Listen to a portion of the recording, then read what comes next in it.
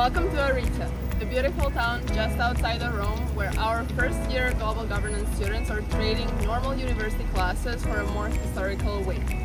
Inside these beautiful walls of Palazzo Chigi, built in 17th century, our students are having applied English and speech performance classes divided in two models.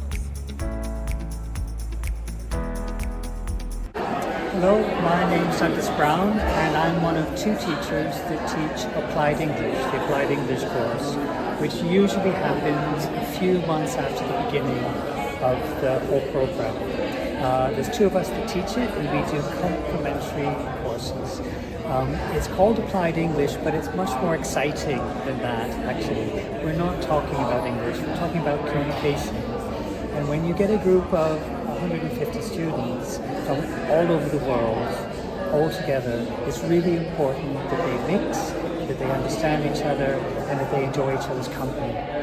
And so I spend a lot of time in my classes doing exercises, mixes people, and works on their communication skills. My name is Hawa Ibrahim, and I am here in Ariccia, and today is November the 8th.